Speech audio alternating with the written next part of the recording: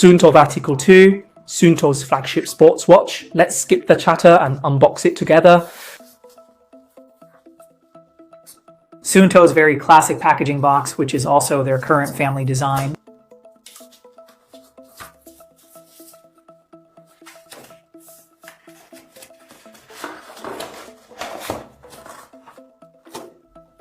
Inside, there is also a black box. Okay, let's continue to open it.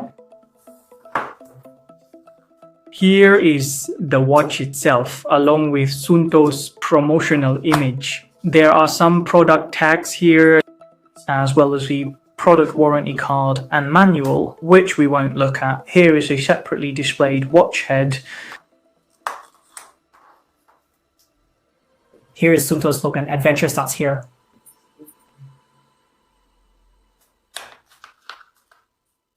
The original comes with a black strap, still featuring a two-tone design, but with some differences from Reisa's strap. Reisa, as its name suggests, emphasizes speed more, while Vertical looks a bit more stable. Let's take a look at the watch itself and remove all the protective film.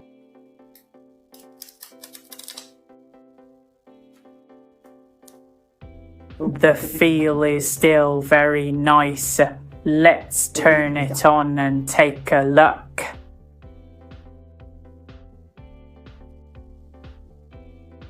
The watch is now powered on, and the screen looks very large with a high screen-to-body ratio, seemingly the same size as the previously released Suunto Reisa. Let's take off the Suunto Reisa for a look, make a simple comparison, and remove the strap for a clearer view. It should all be a 49mm dial.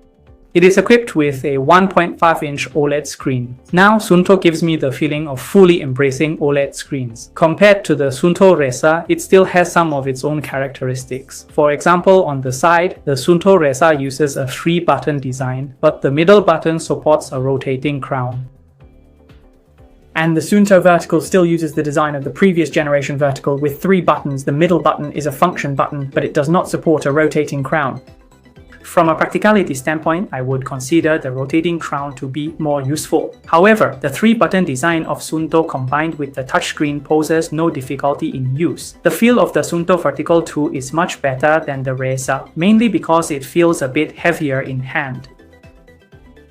The increase in weight mainly comes from the backplate of the watch. We can see that the Suunto Reisa also uses a titanium alloy backplate, but the titanium alloy ends at this edge, while the entire watch body in the part between and the extended lugs are made of plastic material. As a flagship product, the entire back of the Vertical 2, the backplate is entirely made of titanium alloy, including the lugs extending on both sides, so it feels slightly heavier on the wrist compared to the Reisa.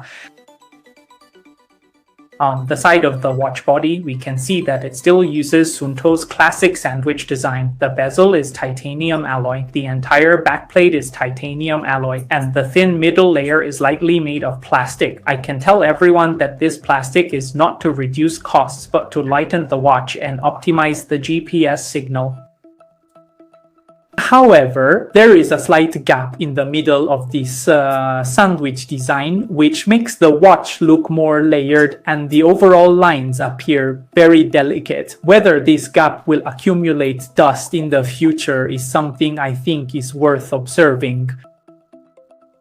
The back is very similar to the Reisa, still using Suunto's latest 6-light 4-channel optical heart rate module. We previously conducted very rigorous testing on this heart rate module on the Reisa. The heart rate and blood oxygen accuracy of the Suunto Reisa and Vertical 2 have a qualitative improvement over previous Suunto products. The side still features Suunto's latest magnetic charging port. Speaking of the charging port, let's open the watch's charging cable and take a look. Sure enough, it's the same charging head as the Suunto Reisa. The watch's charging cable is covered with a nylon fabric material, which makes the cable very sturdy. In my previous review of the Reisa, I gave it high praise because in outdoor emergency situations, you can completely use it as a nylon rope. This design is very practical and aligns well with the extreme attitude of the Suunto Vertical. Its positioning is for extreme adventure. This high-definition LCD screen looks fantastic. The previous generation Suunto Vertical used a reflective screen. So now Suunto has fully embraced OLED screens. Continuing to look up, there is a brand new LED flashlight. We finally see the addition of a flashlight on a Suunto watch for the first time. This feature was first used on Garmin's flagship product, and then Huami added it to the T-Rex 3 Pro in September of this year. This is the first time we see this LED flashlight on a Suunto product. The usage scenarios with this LED flashlight are nothing more than daily lighting, flashing for outdoor running, and SOS emergency rescue. With the addition of this hardware, there should be more functionalities as the software is upgraded in the future. The watch head feels quite substantial. Ratio is slightly lighter and thinner in comparison. The thickness looks very similar, but with the overall titanium alloy backplate, I think the thickness of Vertical 2 might increase a little. Let's look at the weight of the two watches.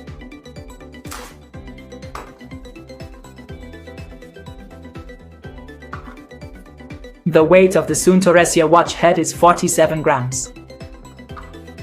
The single watch head of the Vertical 2 weighs about 55 grams, an increase of 8 grams, which I think is acceptable.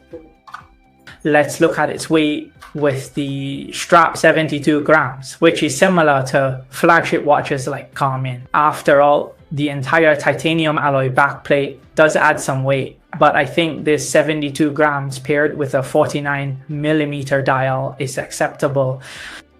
In daily life, I usually wear watches with a 47 or 46mm dial. Why can I accept a 49mm dial? Because Suunto always designs their watches to be very simple and lightweight.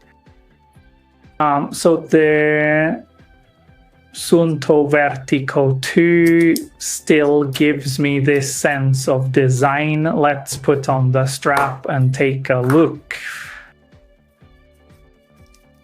The 22mm quick release strap that is universally compatible with all Suunto models is quite well done by Suunto, as the strap can be used interchangeably.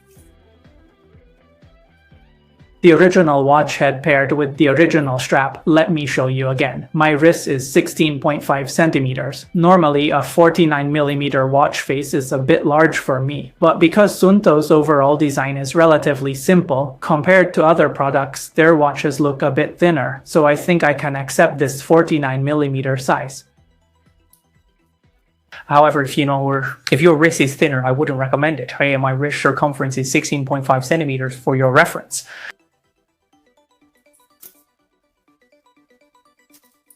I have always really liked black watches, but this time the main color for the Suunto Vertical 2 is green. Let's switch to green and take a look. This quick release strap is very easy to remove, and Suunto has done a good job with the details. Suunto straps have always been quite stylish, and many people choose Suunto watches because they are attracted by their appearance. This is the on-hand effect of the Suunto Vertical 2 with the dark green strap. The screen is really very high definition. The two side buttons protrude quite a bit. Let's take a look. Compared to Resia, the Suunto Vertical, the side buttons protrude slightly more and have a bit of grain decoration, further highlighting its status as the big brother. That's it for today's product unboxing, and that's all we'll discuss for now. I will report back with a more detailed product usage experience after using it for a while, including comparisons with other Suunto series watches like the Suunto Run and Suunto Resia. I will also provide some suggestions based on my own experience. All Suunto series bloggers have official collaboration discount group purchase channels. If you plan to purchase Suunto products, you can directly message me or look at the top of the screen, and I will add you to my Suunto group chat to exchange watch usage tips and sports insights. That's it for today's watch unboxing. I will report on a more detailed usage experience as soon as the watch is released. For more sports equipment reviews, see you next time.